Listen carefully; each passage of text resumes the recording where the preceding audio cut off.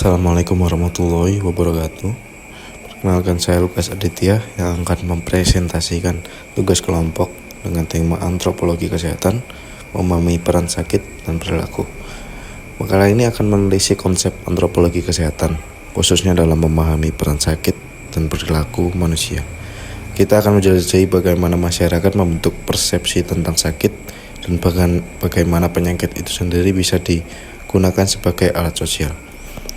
Peran sosial penyakit, sinar 2 poin, yaitu pelepasan tekanan dan mengatasi kegagalan. Untuk poin pertama, pelepasan tekanan. Penyakit dapat berfungsi sebagai pelepasan dari tekanan yang tak tertahankan.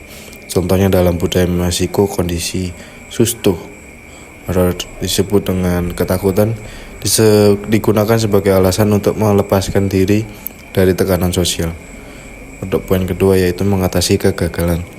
Penyakit juga bisa dijadikan cara untuk mengatasi kegagalan pribadi, memberikan seseorang istirahat dari tuntutan sosial dan moral. Beberapa orang menikmati kondisi mereka sebagai jalan keluar. Penyakit sebagai alat kontrol sosial, di sini ada 3 poin. Untuk yang poin pertama, yaitu mencari perhatian. Individu yang kesepian atau tidak yakin akan penerimaan orang lain bisa menggunakan penyakit untuk memperoleh perhatian dan simpati. Untuk poin kedua, yaitu menghindari tanggung jawab. Penyakit juga dapat digunakan untuk menghindari tanggung jawab dan tugas sosial. Contohnya, orang tua yang sakit untuk bisa mengontrol anak-anak mereka melalui manipulasi perasaan bersalah. Poin ketiga, yaitu menghapus perasaan berdosa. Dalam beberapa budaya, penyakit dikaitkan dengan dosa. Penderitaan dianggap sebagai hukuman, dan penyakit bisa menjadi cara bagi seseorang untuk bertobat. Untuk selanjutnya yaitu model Parsons tentang peran sakit. Yang pertama yaitu hak pasien. Parsons mengemukakan bahwa pasien memiliki kedua hak, pembebasan dari tanggung jawab sosial dan mendapatkan perawatan untuk sembuh. Yang kedua yaitu kewajiban pasien. Sebaliknya, pasien memiliki dua kewajiban, mengakui bahwa peran sakit tidak menyenangkan dan berusaha untuk sembuh, serta mencari bantuan medis yang kompeten. Yang ketiga, keterbatasan model. Model ini kurang efektif dalam menjelaskan penyakit kronis, karena penyakit sakit tidak selalu sementara dan pemulihan penuh tidak selalu mungkin. Tahapan sakit, perjalanan menuju perawatan. 1. Pengalaman gejala. Seorang mulai merasakan adanya ketidakberesan dalam tubuh yang mungkin diartikan sebagai gejala penyakit. Interpretasi gejala-gejala ini sangat penting dalam menentukan respon selanjutnya. Kedua, asumsi peran sakit. Individu memutuskan bahwa dirinya sakit dan membutuhkan perawatan profesional. Proses ini melibatkan penanaman penyakit dan mencari konfirmasi dari orang lain. Ketiga, kontak perawatan medis. Pasien mencari penegasan dari petugas medis, menginginkan diagnosis dan pengobatan.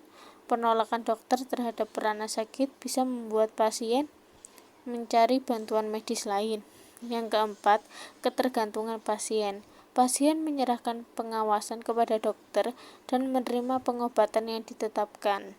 Hubungan ketergantungan ini bisa berbeda bagi penderita penyakit akut dan kronis.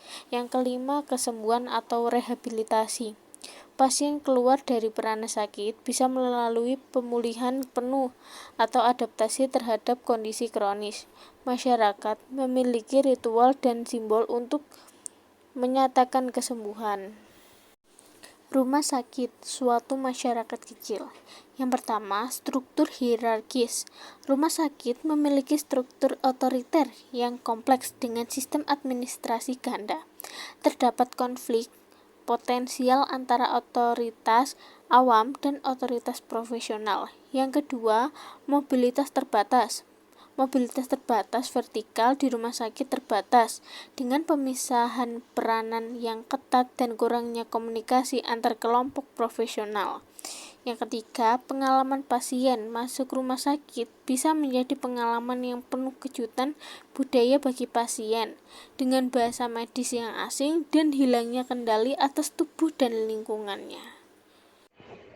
Profesionalisme dalam pengobatan dokter yaitu yang pertama pengetahuan spesialis, yang kedua organisasi kolegial, yang ketiga status istimewa, yang keempat otonomi tinggi, yang kelima keterikatan seumur hidup.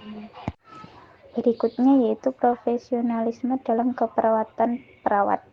Yang pertama yaitu pendidikan yang lebih baik, yang kedua peranan profesional yang berkembang, yang ketiga perawat klinik, dan yang keempat yaitu perawat praktek. Demikian presentasi kami hari ini, semoga bermanfaat untuk teman-teman semua. Ingatlah bahwa semua orang itu jenius, tapi jika kamu menilai seekor ikan dari kemampuannya memanjat pohon, seumur hidup dia akan percaya bahwa dia bodoh. Sekian, terima kasih. Wassalamualaikum warahmatullahi wabarakatuh.